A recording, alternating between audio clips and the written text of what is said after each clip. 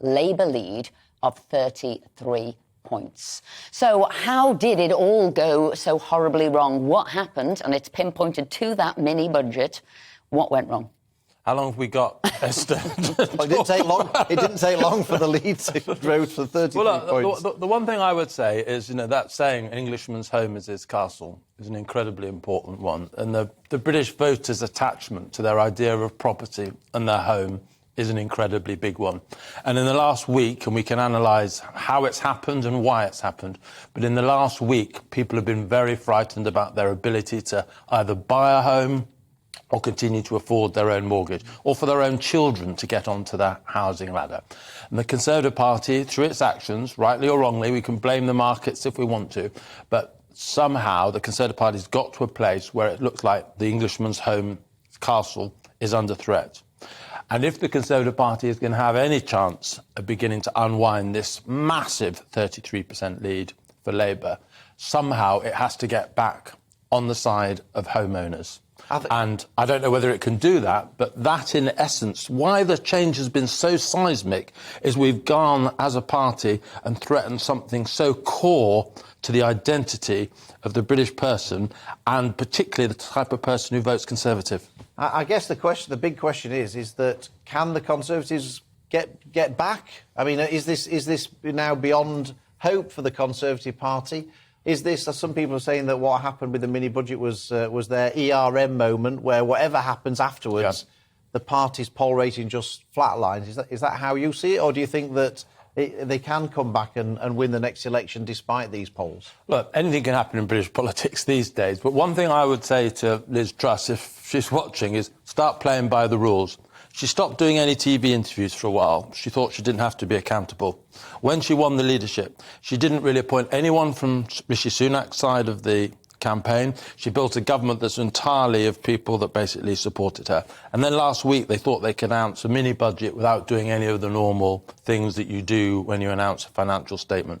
She's got to start realising there are certain ways of behaving and acting in politics that people follow for very good reason. And until she starts behaving again like that, I'm afraid these problems won't. We may not be talking about a 33% lead, we'll be talking about a 36, 37% lead. She is in very, very serious trouble. The Conservative Party is in very, very serious trouble. And it's got to start acting, at the very least, in a grown-up way again, which is it hasn't been doing. And it will make grim reading for her, because in some of the papers it's saying people are already wanting to have her gone by Christmas as the Prime Minister, bring somebody else in. I mean, is that for the birds? Look, the Conservative Party, you two will know this better than me. She's meant to be protected for this year. Well, I just think the Conservative Party is a ruthless creature. And if the opinion polls are 20% behind for the Conservatives in, say, 6 months' time, the Conservative Party won't keep Liz Truss. She'll be got rid of. Because there's no point in having a leader you're certain to be defeated. Look, I mean, is it realistic to keep changing? I mean, at this rate, we'll all have a go.